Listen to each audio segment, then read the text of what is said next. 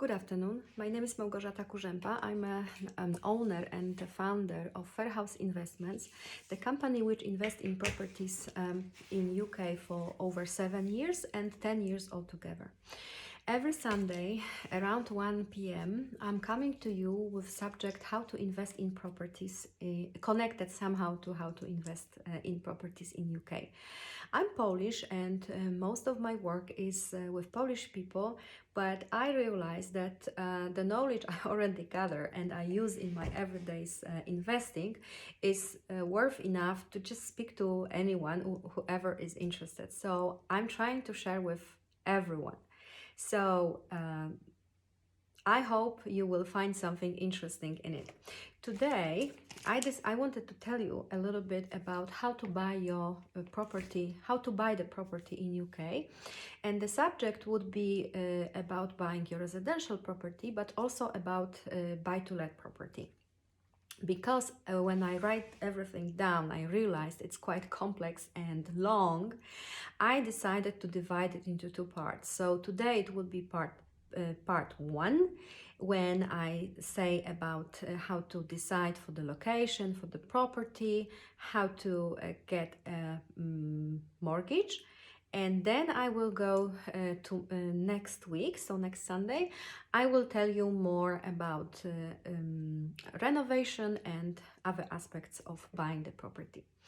So I have to tell you, next week I would be traveling, so probably next week I will call you from somewhere like a petrol station or something like this, but we'll see. So today I start with how do we think, how do we feel about buying the property. So according to Google, is one of the two most stressful situations in our life. The first is divorce, the second is buying a property. So I could only imagine why is that. So I think the first thing why it's so stressful is because we just don't have an experience. We buy our property once or twice in our life. So how is this supposed to know how to do it, how to go through the entire process if we just don't know? And even if you've done it before, you probably almost forgot how it all happened. So first of all, lack of experience. Second thing, you probably spend most of your savings or most of your cash on this deal. Probably it would be your life savings. So I understand how difficult it is to be sure that you made the right decision. And the third thing is that on the top of spending all your savings, you have to take a mortgage, which would be for the next 25 or 30 years. So you know you would be stuck with this property for a long time. No matter what happens with your life, you will be forced to pay your mortgage. So extremely stressful. If you think about buying the property, you should consider three main aspects. First, if you could get a credit. So you consider your credit score, but you also you should go to your bank. First of all, you would get a mortgage in principle or agreement in principle, which help you to negotiate with the vendor, because it would confirm that you can borrow money from the bank. And the second thing, they will tell you how much you can borrow.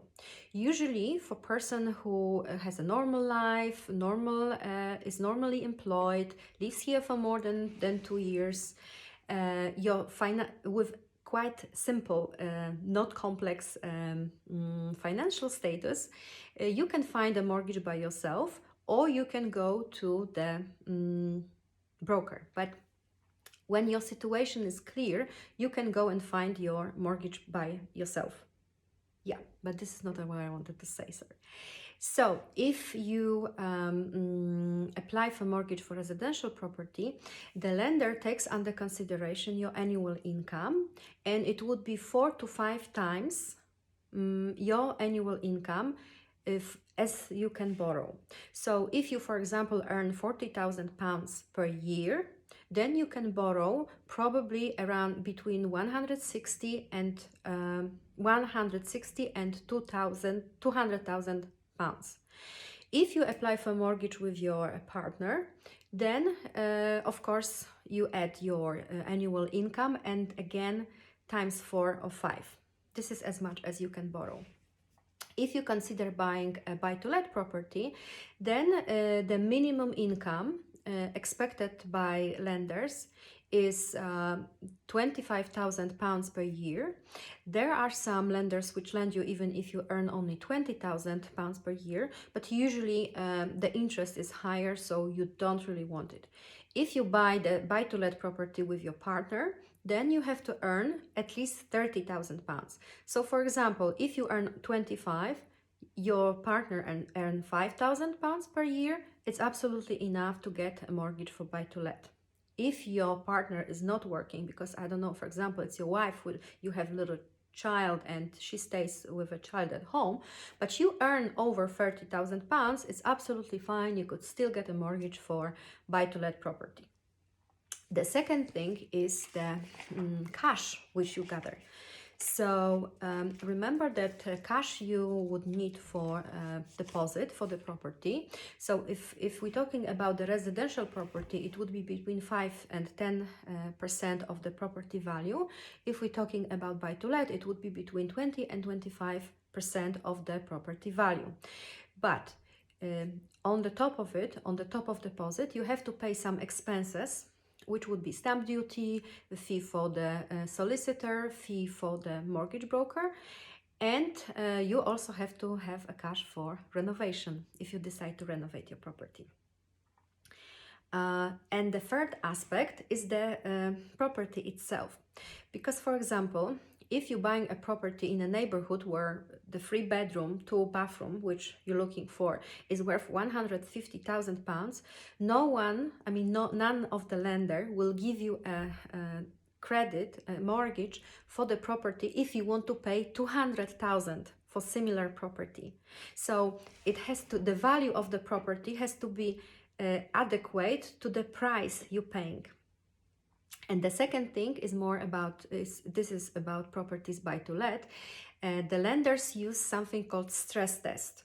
So the rent which you received from the tenant should be 125% of your monthly payment. If it could be difficult if you take the mortgage, which is a repayment mortgage, but because nowadays everybody's taking a mortgage which is interest only, you should be fine. How are we looking for the property? So first, the location. If you're looking for residential property, you have to take under consideration the opinions of the entire family.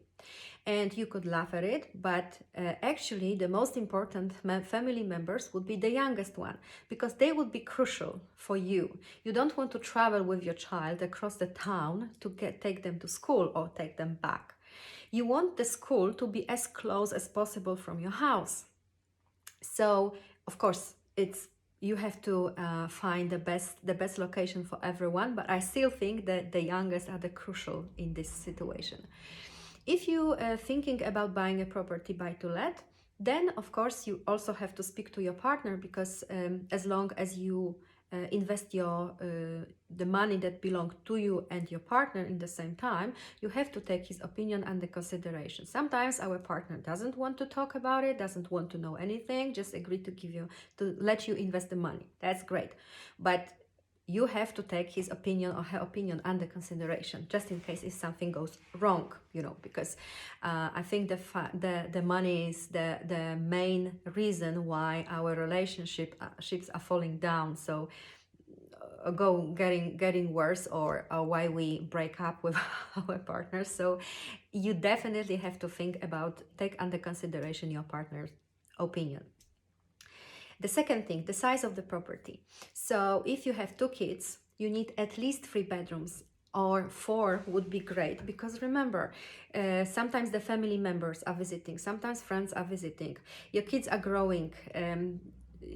When in the moment when, if you live in a property for a while, you gather plenty of things, you need at least extra room is great, but you also need a loft space, or garage, the space where you could gather your things which you don't use currently. So remember about it. The second thing is the garden. Even if you don't like digging in a soil, you know, taking care of your own, if you don't want to have your own radish or your own green salad, you still would appreciate a green grass outside your house, the place where you can lay down and just do nothing, or read a book, or just watch your kids playing. And the very important aspect is also the layout of the property. For example, if you love to cook, you don't want a small kitchen, you know, where you could you could barely move around yourself, you know. Or I've noticed that plenty properties, the doors in the bathroom opens inside, and then it's very difficult to go around these doors. I don't know why. So sometimes of course sometimes there's no space outside, this is why. But you know, you have to think about such things, because it would be annoying if you start living in the property. Because remember, this property you would buy probably for a long time. As I said, once or twice a year, this is how often we're doing it. So if you buy the property, probably you would be stuck with it for the next 20 years. So take it under consideration. The same is about buy-to-let property. Everybody, no matter the tenant or the owner, would enjoy the same things in the property. And in buy-to-let property, it's also important that it would be nearby the place where you live, or it wouldn't be more than 30 or 40 minutes of driving. This is because, especially if you're an experienced landlord and it would be your first or second buy-to-let property, believe me, it's a big stress as well. So you would like to keep an eye on everything. So you won't let the things go. You will try to control as much as you can. So there's no point to buy a property 200 miles away, because then you would get crazy driving there every Saturday or every second offered day. Okay, so keep it in mind. I told you about the garden. Even the buy-to-let property you buying for usually for long term. So also you don't want to be forced to get rid of it only because it's unattractive for the tenants. So take under consideration more or less the same things as you would like to have in your own property. My advice is just try to find the part of the city which you like, which is the most desirable for you, no matter residential or buy-to-let, and then just stay within this part of the city and just look there. So the location, I already told you. What kind of property you should buy. Of course, as a residential, it will be probably buy-to-let or the flat, blocks of flat. But as buy-to-let, you could consider two options. First is single-let, and the second is HMO. Single-let is the most straightforward strategy, and I strongly advise you to start with single-let. But if you have more experience, or if you are more experienced, or you have help, sometimes someone could have a friend or business partner who already has an experience in HMO. Why not go for HMO? It will be more work, but the income would be also higher. And the third important thing you have to decide about is if you buy the property for renovation, or if you want to buy something that is ready to move in. If you decide for property for renovation, because for example, you already have an experience in renovation, you have a renovation building company, you are the builder by yourself, or you have a group of friends who would be more than happy to help you with renovation, go for this one. Most of the people in UK, I mean, when you look at the property market, approximately 67% of people own their properties. So it's only 33% of investors, people who buy for someone else. So investors usually take the properties for renovation because they want to add the value, while people who buy for themselves, they usually buy the property ready to move in because they don't want to waste time. The reason why is because usually if you buy the property, in the same time you sell your old one. So it creates the same for the people who buying from you. They also selling their property. The people who buying from them also selling their property. It's called a chain, and it means if something goes wrong, everybody's stuck in their properties. Nobody can move. So it's just easier to find a property which is ready to move in, because then you could basically move out and move in the same day. While if you buy something for renovation, then you have to spend another, I don't know, 4, 6, 8, maybe even 12 weeks in your old property.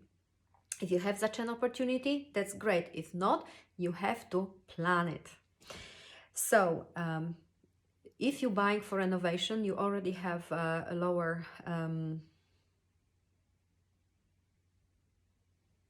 I forgot this word. Competition. You have a smaller competition. But remember that also within the investors, plenty of people, it's still a good number. So if you have a one person, it's easy to say this is an investor or someone who's buying for himself. But if the competition is like 10 people, different situations could happen. Anyway, you have to make this decision for renovation or without the renovation. So if you have already all these decisions in place, so location, you choose your strategy, and renovation or no renovation, and you also know your financial situation, then just go and buy. Where are we looking for the opportunities to buy? So no matter what people saying, I bought most of my properties from agencies. A real estate agent, they have their shopping window, they have their website, and this is how and where you look for the property, and this is where you find them, and this is where you buy them from. Of course, it depends of your negotiation skills. If you would be able to get a slightly better price than it's advertised. So if you know the neighborhood very well, you know sometimes you could find the history of the property on Land Registry or Rightmove Zoopla, and you know the history of the property, and you know the situation, the financial and personal situation of the vendor, then you are in a better position to negotiate. And remember that now the market is quite flat.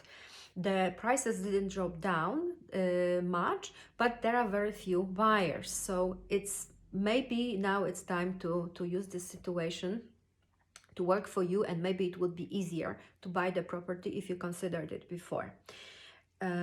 What is the below market value property?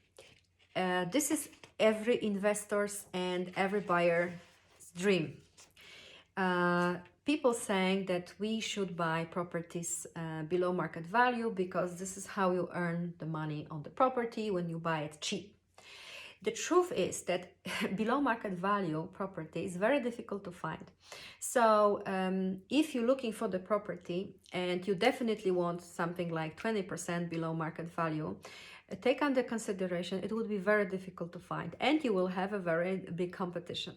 So in my opinion, it's better to look for a reasonable deal, and rather than wait, I don't know, a year or two looking for extremely great deal. It's better to do something than do nothing, because when you put your money on your bank account, it doesn't do anything for you.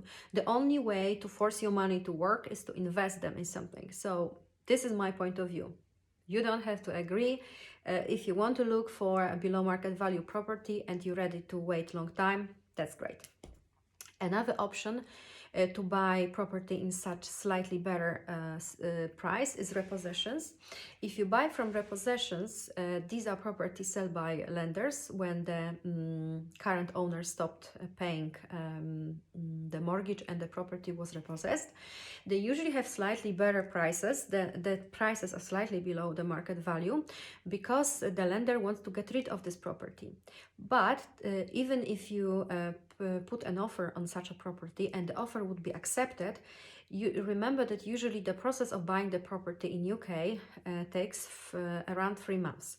So there is a risk that if you start your process, you pay the fee to the solicitor, you pay the fee to your mortgage broker, and someone else just bid higher than you. Someone else offered a better price. So you have to be ready to offer even higher price than the contra offer, but you also have to take under consideration that in some situation you just have to pull out, losing the money you paid as a fee.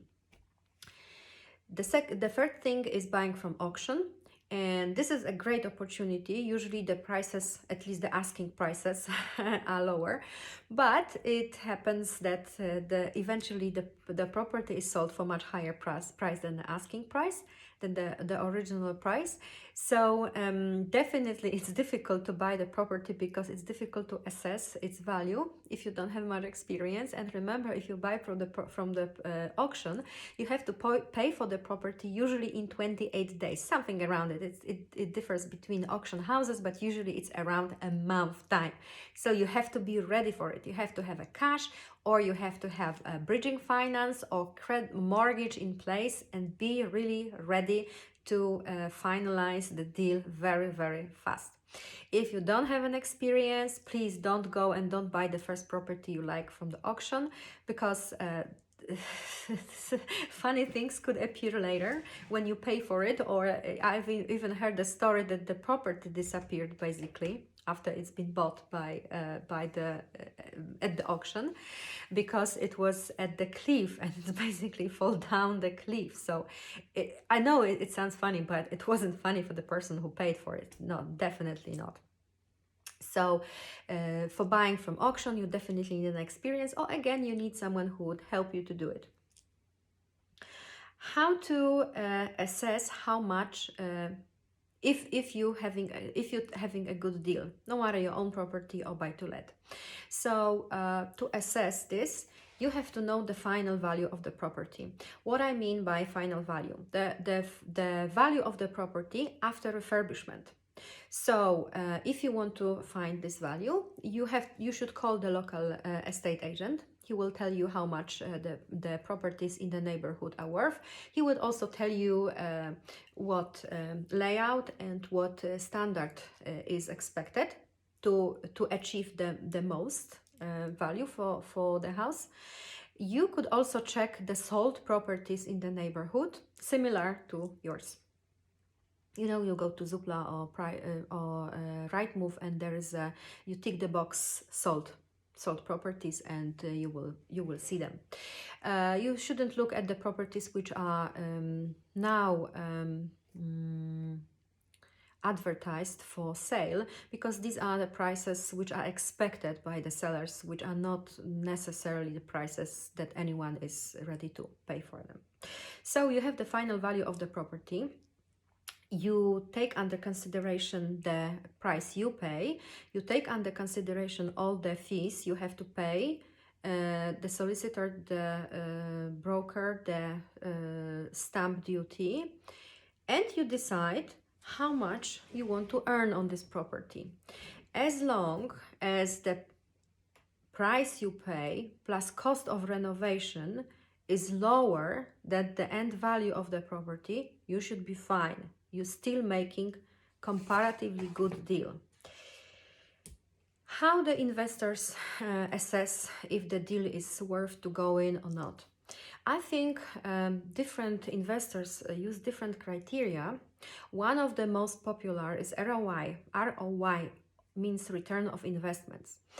You assess, you count the return of investments, taking under consideration your cash flow by 12, so your annual cash flow, so rent by 12, so your annual cash flow by 100%, and you have to divide it by the amount of cash or the money you put into deal. This is how I count it. So, for example, if I rent the property for £600, but my mortgage and expenses would be 200, then my cash flow is 400 by 12, so 4,800. And if I've paid for the property 40,000, 4.8 by divided by 40,000 by 100%. I don't know how much it is. You have to count. You have to count it by yourself. But if I do the remortgage, even if I paid 40,000 for the property in cash, but I do remortgage and I get most of my money back, and it's only 10,000 left in a property, the ROI going very, very high. The second aspect, which some of the landlords takes under consideration when they of the investors take under consideration when they count when they think about the deal, is no money down strategy. It means that the money you pay for the property, so the price plus expenses plus renovation cost, is not more than 75% of the property value. So in the moment when you remortgage the property, you basically get all your money out of the deal. So you have a property, of course you have a mortgage on it, but you haven't left any cash in the deal. This is a great option. I would love to buy all my properties using this thing. Using no money down strategy. But the fact is that some of these properties are not in a great neighborhoods, and even if you manage to get the property with no money down, at the end of the day you could struggle to rent this property or find a good tenants for it. So I'm not going crazy about this, and I think if you live between 5 and 15,000 pounds in the single property, it's still a good deal. The third thing, which also some of the investors consider, is a cash flow. So how much money you get from the property monthly. Remember that especially the beginners in investing, these are people who still have their daily job. So usually their goal is to get as high cash flow as they can to replace their income from daily job by income from properties. So this is why, especially at the beginning, people focus on cash flow more than on ROI or no money down deals.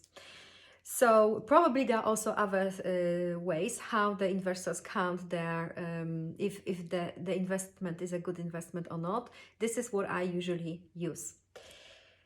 And how do we assess our monthly cash flow? So this is the money the tenant pays you.